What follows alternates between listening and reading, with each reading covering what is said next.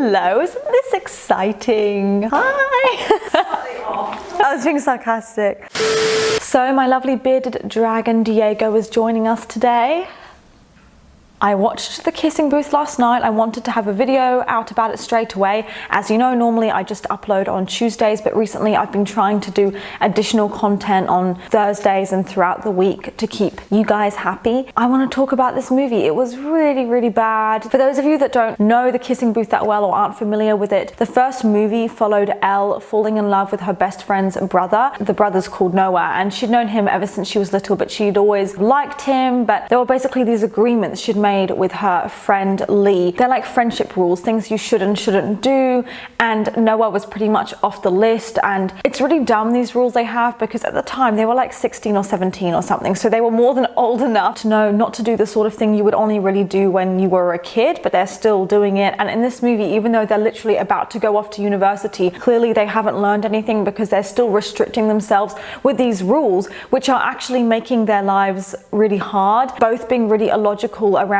needing to go to the same college, Berkeley, and they're really set on that, and it's actually causing a rift in their relationship rather than just going to the college that works for them, that they personally like. So it's actually causing a lot of issues, and also it's causing problems with her and Noah's relationship, because he'll set up a little dinner for her or something, and then she'll be like, oh, I'm sorry, I have to go because I agreed to do something with Lee. And then Noah will get mad at her because he'll say, well, we'd arranged to hang out together, so you're gonna go now because of some dinner you'd agreed to go to with Lee. That just doesn't make sense. You're still doing this rule book thing, seriously? I'm not sure how I feel about it. I find it quite lame. This is a subject on its own, but the movie is too freaking long. It was like an hour and 50 minutes, which I did worry about when I first clicked onto it, because I thought that's long. But then I thought maybe they'll have some really juicy stuff happen. But I was 40 minutes in, nothing happened. An hour in, nothing had happened.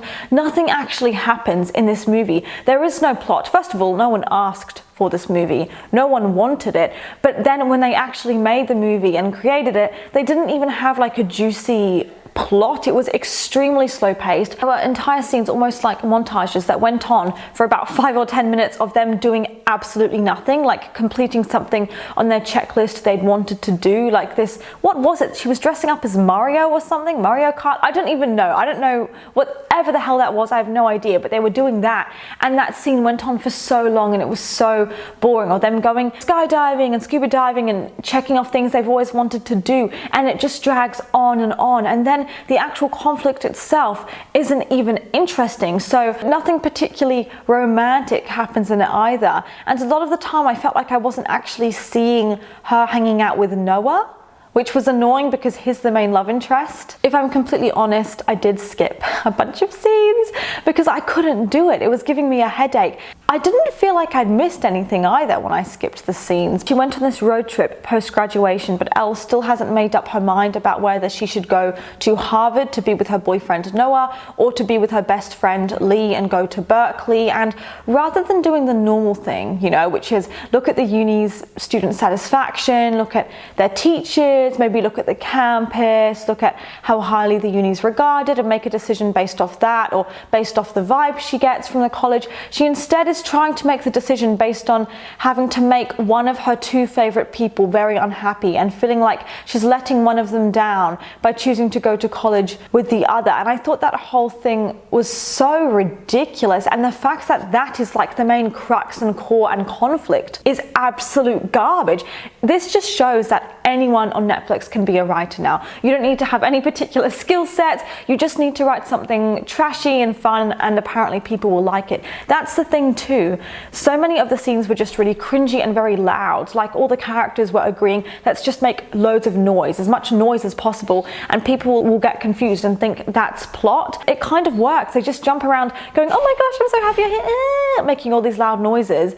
But that's not really a scene. Like nothing's happening here. And so much of the movie is around Elle and her friendship with Lee, but the friendship itself isn't even well developed or cute. Their fights are so stupid and so petty. It's really hard for me to root for their friendship and want them to be friends by the end. I didn't even care half the time. I really hate how controlling and immature Lee is in this movie, and his complete lack of understanding around the fact that Elle is allowed to change her mind. She is allowed to go to Harvard with Noah, and that's fine. There's no obligation there either way, and the fact they were making it into such a big deal is so stupid. The only thing that should be determining your decision is which one you actually think is the better uni, maybe the location if it's closer to home, and at the end of the day you're going there for an education, to learn stuff. You're not going there to be with your boyfriend and be with your best friend. At the same time, Marco's come back into the picture, and he was part of the love triangle in the last movie, which to be honest was a hell of a lot more entertaining than what happened in this movie, but he's still clearly into Elle because he's giving her the puppy dog eyes, you know, and not really knowing how to draw the line and establish a kind of healthy boundary. Elle doesn't really seem into him anymore romantically for some reason, which I find weird because in the last movie she was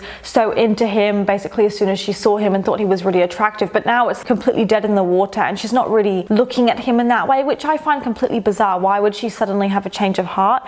Who knows?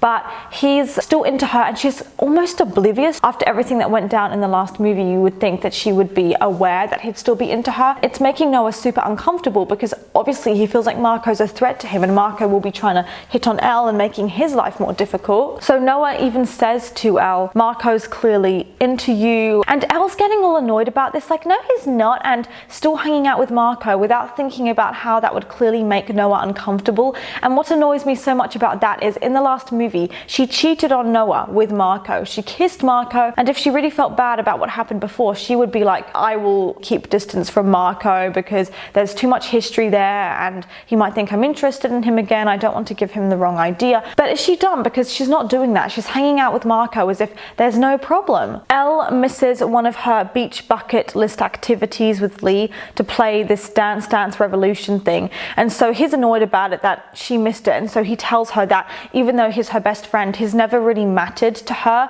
compared to Noah. And that was probably the most ridiculous part of the movie because obviously she cares about him. They've been best friends for years, and in all that time for ages she wasn't hitting on Noah because she valued her friendship with Lee. And to be honest, I never got the impression she didn't care about Lee. She hangs out with him all the time, so that was just dumb, as if he'd feel like that. And then she tells him that he's being really immature and that he needs to grow up, which honestly I agree with. That was probably the most accurate part of the movie. Noah and Lee's mother tell Elle she should start thinking about what it is that she wants to do and choose a college based on that, follow her heart, which is so predictable. I was hoping at least that this movie would really surprise me and do things I didn't expect, but that was so obvious. Like, of course, it's so dumb, and if she's really dumb enough that she needs to be told that, then she's not smart enough to get into Harvard or Berkeley, you know? Like, if she really doesn't understand that she should go to the college she likes, she'll be spending like 3 years there, so she should probably enjoy the experience.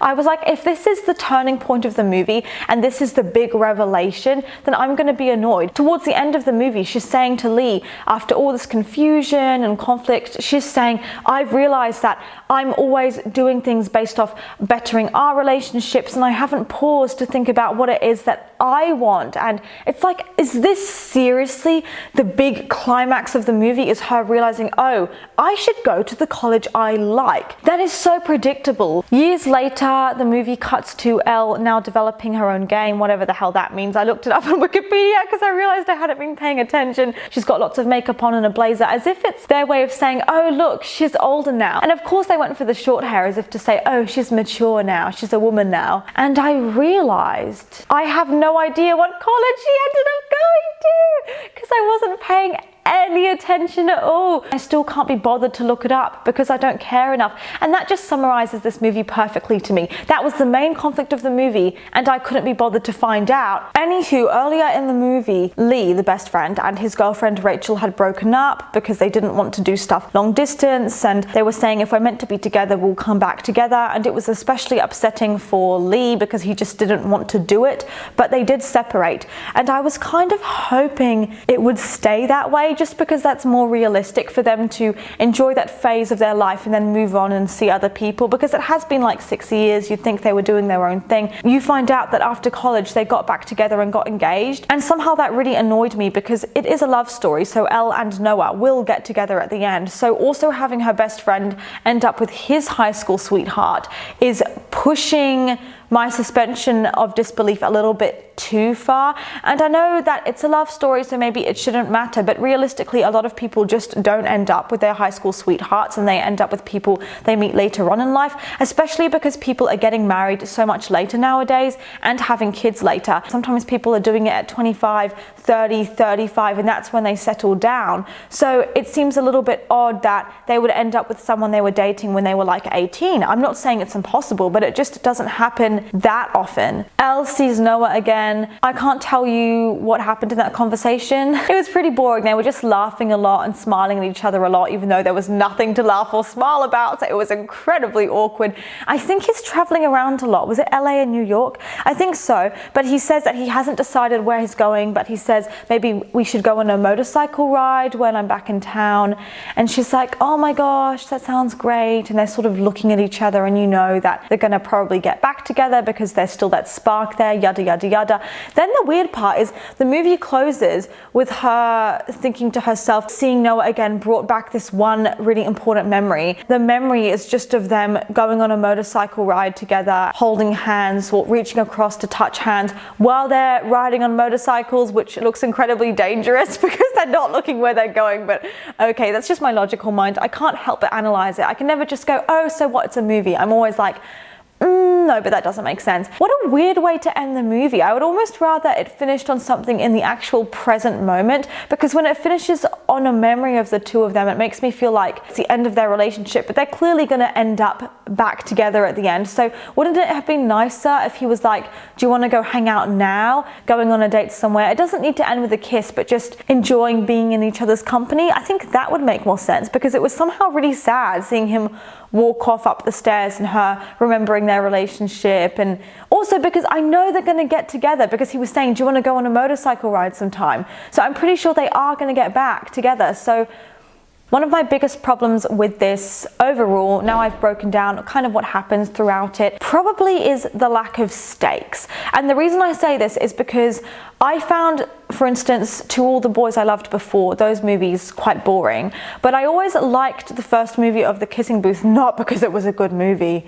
It was awful, but I liked it because it was really juicy and there was a lot going on, lots of pathetic reality TV style drama and cat fights. And the idea was that Elle had this huge crush on her best friend's brother, but that's really awkward. So she was trying to hold back her own feelings, and Noah at that point was a bit of a bad boy, and he was really toxic and controlling and getting in fights and stuff. And so there was that element of him being a bit unattainable and us wondering, are they going to get together? And at least it was kind of juicy and hiding their relationship at one point. At least it had some kind of appeal. And in the second movie, even then, there was a love triangle, so I was open to the idea that maybe she would leave Noah and go off with Marco, which at least would be interesting. But in this movie, there were no stakes. Marco came back into the picture and I was so excited. I was like, at least something juicy will happen there, maybe another love triangle, at least it will be fun. But she's clearly not really into him, not particularly feeling it, so he's just yearning after her the whole movie. But we know they're not going to get together, so already there's no stake or conflict there, because that's not going to happen. And in order for there to be some kind of affair, there needs to be mutual feelings, which there wasn't. She seemed pretty happy with Noah at that point. With the best friend, there are issues there with their relationship, but since I don't care about their friendship, it's hard for me to get invested there. And with Lee's relationship with Rachel, I don't care about that either. The main crux of the movie was, I don't know which college I'm going to go to. I need to choose one. At some point, Harvard calls her when she's hanging out with Lee and stuff, and she hangs up on Harvard. Not even the dumbest of dumb people would do that. You could be the biggest moron in the world. You would not hang up on Harvard. Who would do that? And she's acting like it's such a big deal. Oh my God, which college do I go to? Oh, Berkeley or Harvard? Woe is me. My life is so terrible, and whinging about it. It's like, oh my gosh, maybe you shouldn't go to uni at all because clearly you're going to it for the wrong reasons. You should be going for the experience, to learn, to have a good job in the future. Be grateful. You're clearly smart because you've gotten into these really amazing, world-renowned unis. My girl needs a gratitude journal. She seriously does, to note down all the things that she's happy about, because her lack of gratitude and her whinginess might have been one of the most irritating parts of everything that I watched. And I'm still mad about it, even though I watched it last night, so I could sleep in it and I had time to process it. I'm still annoyed about it. And even her relationship with Noah somehow became incredibly boring in this movie as well, whereas at least in the last two it was kind of interesting. Again, one of the final things I really detested was Elle hanging out here and there with her classmate who'd assaulted her in the first movie. She'd worn a short skirt and it kind of ripped or something, or it was shrunk in the wash, or I don't even know. No, it was too small for her because she'd worn it in like grade 7, and then he'd grabbed her butt, and it was harassment in the first movie. It was a real problem, and she was slut shamed for it, even by Noah, the love interest. But in this movie, I was hoping we would just never see that creepy guy again. But she was hugging him as if everything was fine, and then when he turned to walk away, she playfully slapped his butt, and then they turned and went, yeah. It was some sort of inside joke. Remember that time you assaulted me? Oh my God. Oh, you just did it to me? That's crazy. Oh, how naughty. Oh. It totally plays down what actually happened, which was that he'd touched her in the first movie without her consent, and it wasn't actually funny at all. They've had multiple chances now, because they had the second and third movie, to think about it and to maybe either have him be held accountable or for him to just disappear and not come back. But instead, they're still trying to normalize his behavior and now play it off as a joke and make out that it wasn't a big deal. I'll end by saying that there was a more interesting part of this movie. Two scenes that were at least really fun to watch and actually held my attention for 2 seconds. The first one was that Marco and Noah were hanging out with everyone, playing a game of sport, and you could tell that they were looking at each other in that awkward way, especially Noah. He was kind of glaring at Marco as if to say, back off, which honestly I understand, because Marco's a bit of a threat to him.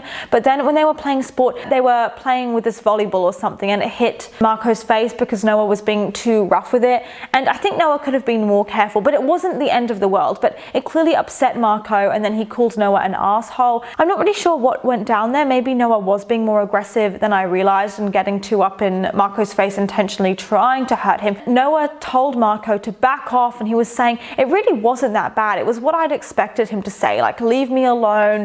You're not welcome here. Marco apparently got so riled up, so angry, couldn't hold himself back, that he punched Noah in the face. It wasn't necessary. It's not like Noah had said these disgusting things to him and Marco had got upset. What he was saying wasn't that bad, unless I missed something. But it was just the usual stereotypical, leave me alone, you're a jerk. And then Marco felt the need to punch him, which was not called for at all. He should have had some self-restraint. And then the part I did like, considering Noah's aggressive past and his anger issues in the past, he had the restraint to hold back and not punch back, which I liked, simply because in the last movies, Noah was getting in a lot of fights, so it was refreshing to see him not punch back for once. But he held back and he was like, I'm not doing this, and he went to leave. Honestly, gross. I'm kind of a fan of it. I liked it. I liked Noah more in this movie than I was expecting him to. He wasn't as toxic as I thought he would be, so props to him. Another scene I liked, just because of how hilarious it was, Marco's just punched Noah, so he is 100% in the wrong, but he's still kind of thinking in his head that he's the good guy in this situation and he's a worthy love interest, because he goes to pursue Elle as she's walking off, and they've just had the fight, so now is not the best time to be professing your love or pursuing Elle, especially because Elle has made it very clear at this point she's not really into him in that way. But he's chasing after Elle, and he literally says, Noah is not good for you, he's not the one for you, and if you just gave me a chance, blah blah blah. That's harassment. She said no. So no means louder for the people in the back. No, it's not the time, mate. She's unavailable. It really annoyed me, and I was talking to my family about it, saying, is that a badly written scene? Is that a problem? But they agreed it's not necessarily a bad scene or a mistake or badly written, simply because it's true to Marco's character and it's true to what we know about him, which is that he's quite forward and direct and pursuing her. So I guess that was okay, but it was still really wrong. And another thing I will point out as well, which happens throughout, is that they're very camp and over the top, and it is labeled as a romantic comedy because there's a lot of screaming and Lee hugging her and them jumping around and doing stupid activities or throwing mud pies at each other, crazy things, and jokes where they're doing these weird voices and the acting is really off, but probably wouldn't happen in real life. A lot of the fights were very melodramatic and over the top, but it wasn't funny, and that's the problem. So it's sort of in this awkward in between of not being a comedy because the jokes were not funny, it was just cringy. So I wasn't even sure how to feel about it. But yeah, those are my thoughts on the movie. Let me know if you watched it, what you thought of it. I do have some other Netflix originals backed up I'm going to react to for you guys. Make sure you subscribe and follow me on Instagram, and I will see you for my next video. Mwah!